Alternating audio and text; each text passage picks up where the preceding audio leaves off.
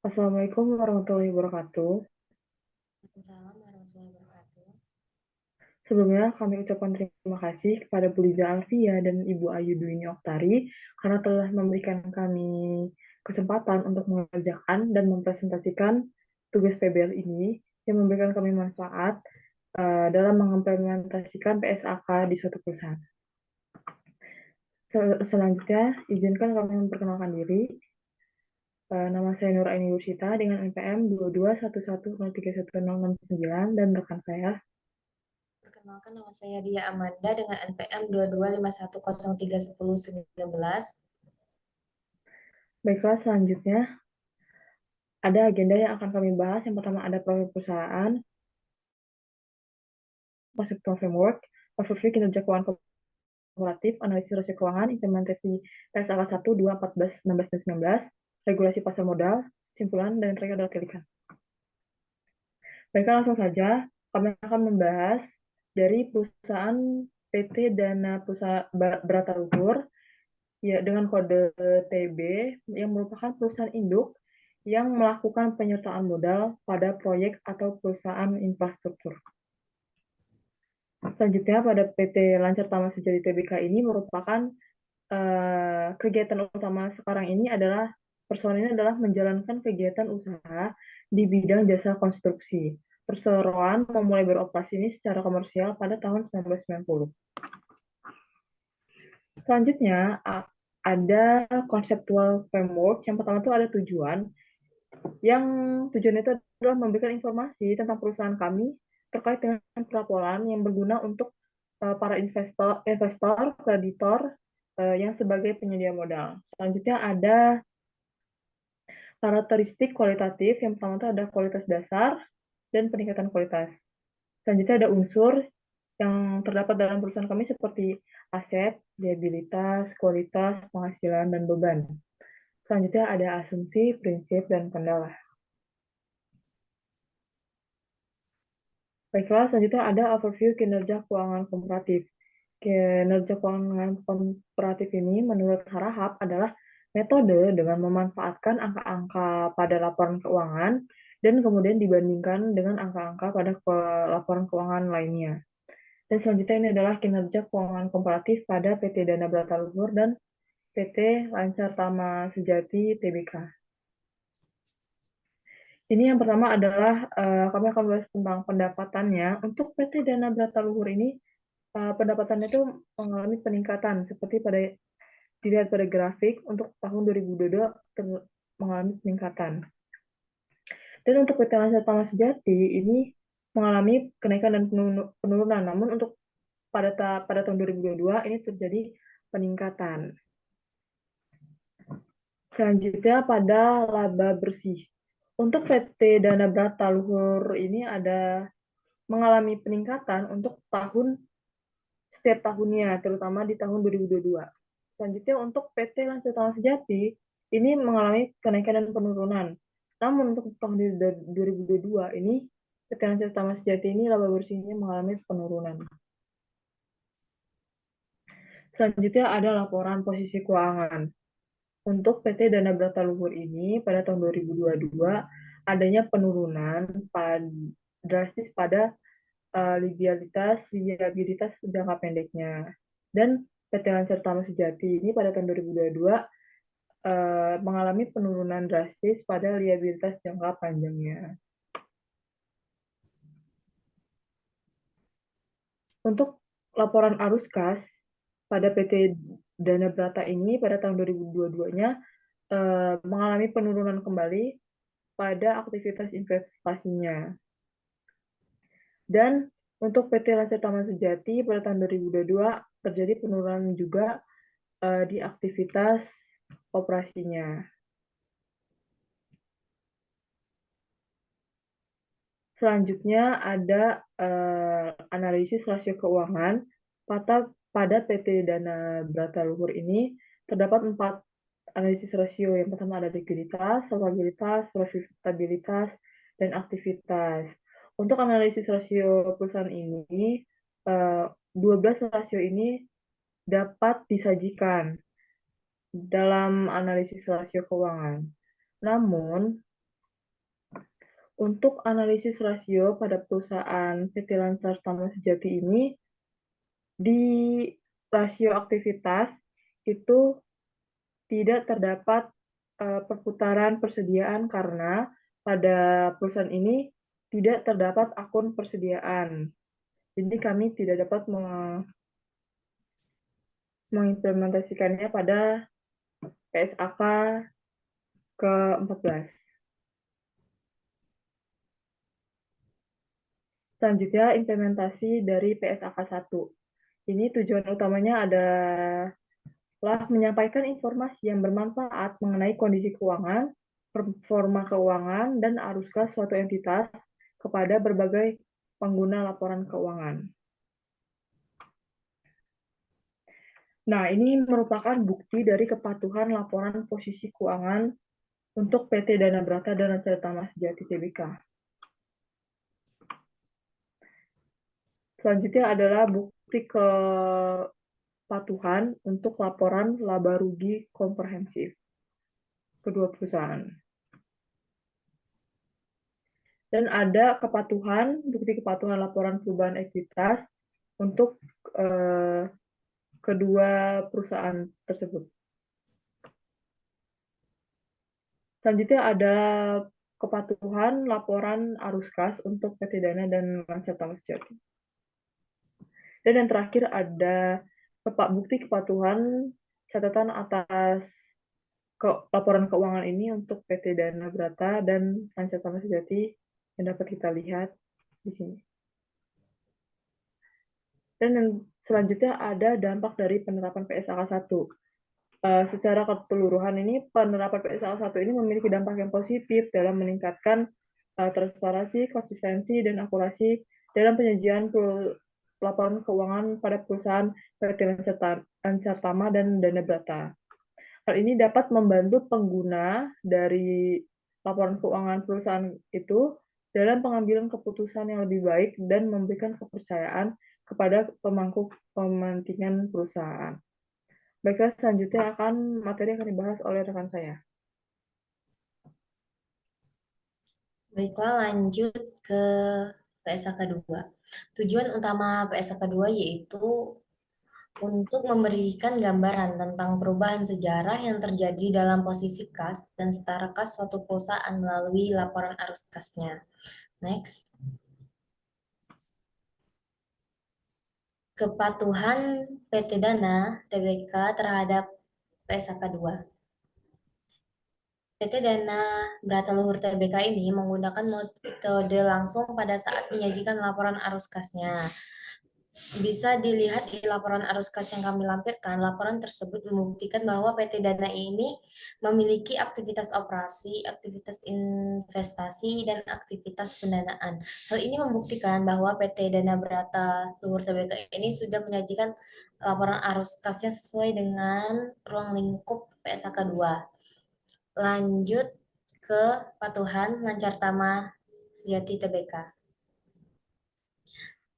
PT Lancar Tama Sejati Tbk ini juga menggunakan metode langsung pada saat menyajikan laporan arus kas perusahaannya.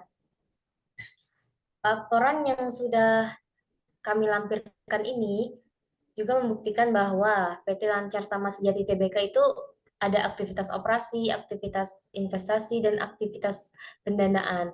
Hal ini juga membuktikan bahwa PT Lancar Tama Sejati Tbk ini menyajikan PSAK 2 sesuai dengan aturan ruang lingkup PSAK 2. Next.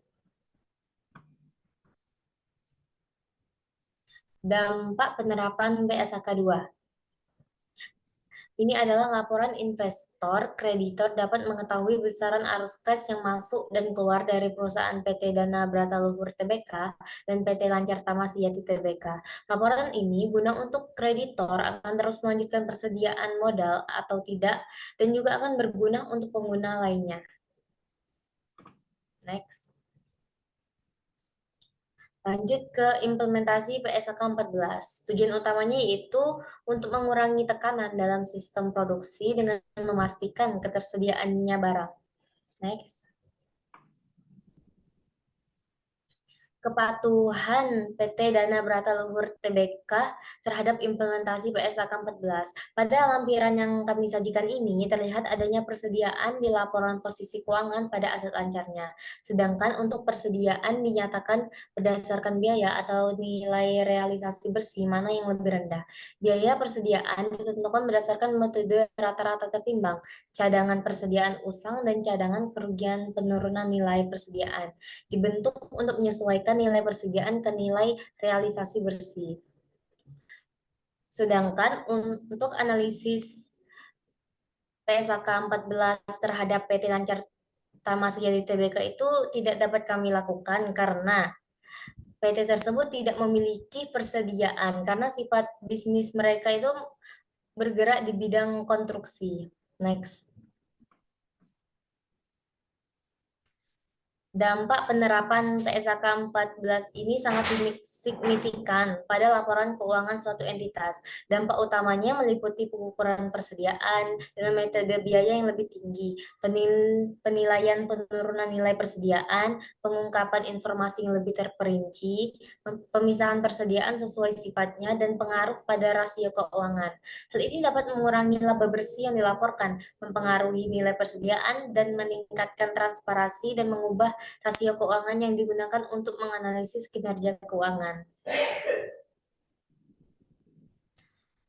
Lanjut ke implementasi PSAK 16. Tujuan utamanya yaitu untuk penyataan umum dari pengukuran, pencatatan, dan pengungkapan aset tetap sebuah entitas yang mengatur perlakuan akuntansi untuk aset tetap.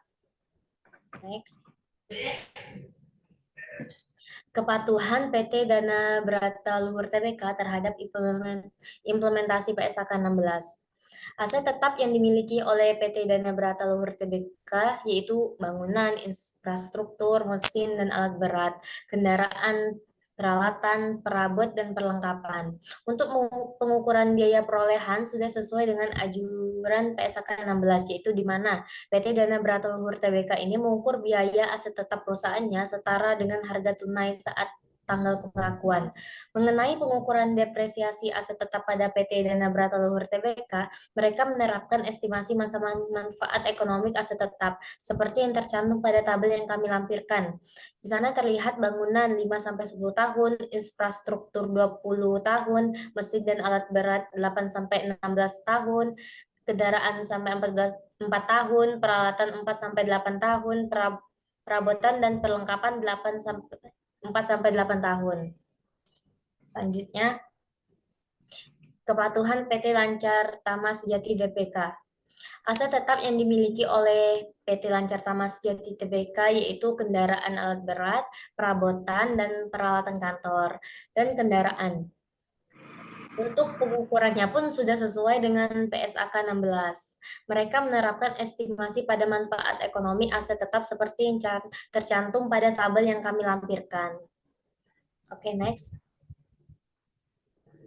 Dampak penerapan PSAK 16 ini sangat penting dalam penyajian informasi aset tetap dalam laporan keuangan perusahaan. Hal ini membantu meningkatkan transparansi, akuransi, dan konsistensi dalam pelaporan keuangan, yang pada gilirannya dapat mendukung pengambilan keputusan yang lebih baik oleh para pemangku kepentingan. Lanjut ke implementasi PSAK 19. Tujuan umumnya yaitu pernyataan peraturan dari pengukuran, pencatatan, dan pengungkapan aset tak berwujud sebuah entitas dengan tujuan untuk mengatur perlakuan akuntansi untuk aset tak berwujud. Next.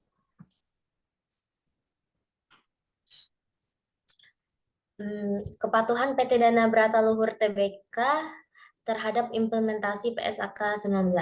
Dalam catatan atas laporan keuangan PT Dana Berata Luhur Tbk terdapat informasi mengenai aset tak berwujud yang dimiliki perusahaan, yaitu perangkat lunak. Hal ini membuktikan bahwa PT Dana Berata Luhur Tbk memiliki aset tak berwujud walaupun tidak disajikan pada laporan keuangannya. Untuk PT Lancar Tama Sejati Tbk sendiri, kami tidak menemukan adanya aset tak berwujud baik di laporan posisi keuangannya maupun di catatan atas laporan keuangan. Next.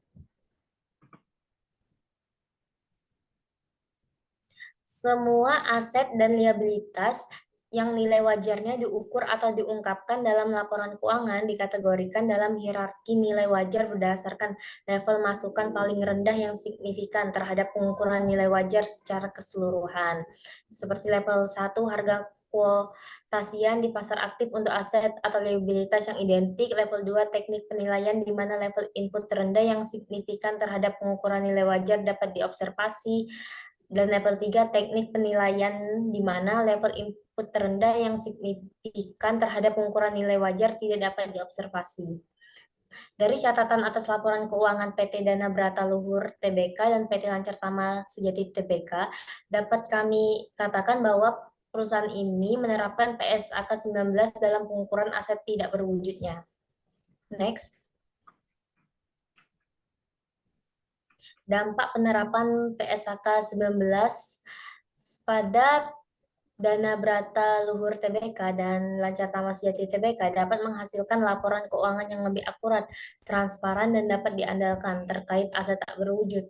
Standar ini juga membantu para pengguna laporan keuangan untuk memahami dengan lebih baik nilai dan karakteristik aset tak berwujud yang dimiliki oleh perusahaan. Next. Selanjutnya yaitu regulasi pasar modal. PT Dana Brata Luhur Tbk dan PT Lancar Tama Sejati Tbk, perusahaan publik mematuhi ketentuan OJK dalam laporan keuangan berkala, laporan keuangan laba rugi, perubahan ekuitas, arus kas, dan pencatatan pendukung disajikan dalam bahasa Indonesia dan asing. Laporan tersedia di situs web perusahaan dan diaudit oleh akuntan publik yang sudah terdaftar di OJK. Kan merupakan manfaat yang kami dapatkan dari tugas PBL ini. Yang pertama yaitu mengidentifikasi isi dan substansi PSAK terkait serta mengetahui elemen minimum yang harus dilaporkan dalam laporan keuangan. Yang kedua, memperoleh pemahaman yang akurat mengenai proses pencatatan, pengakuan, dan pengukuran, serta pengungkapan suatu akun dalam laporan keuangan. Yang ketiga, memahami cara konkret mengimplementasikan PSAK dalam konteks perusahaan. Yang keempat, dapat membuat kesimpulan mengenai sejauh mana PT Dana Brata Luhur Tbk dan PT Lancar Tama Sejati Tbk mematuhi kebijakan yang ditetapkan dalam PSAK melalui penyajian laporan keuangan mereka. Kesimpulannya yaitu secara keseluruhan PT Dana Brata Luhur Tbk dan PT Lancar Tama Sejati Tbk sudah mengimplementasikan PSAK dengan baik sesuai dengan aturan-aturan yang sudah ditetapkan dalam PSAK.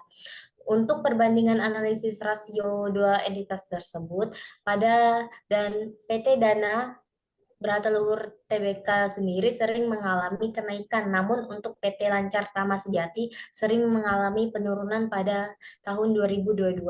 Walaupun PT Lancar Tama Sejati tidak memiliki persediaan dan aset tak berwujud, tapi jika disimpulkan PT Lancar Tama Sejati Tbk sudah mengikuti aturan yang ada di PSAK dalam laporan keuangannya. Oke, sekian presentasi kami. Mohon maaf jika ada kekurangan dalam menyampaikan informasi, dan kepada Allah juga kami mohon ampun. Wassalamualaikum warahmatullahi wabarakatuh. Dadah. Oke. Udah kan? Belum.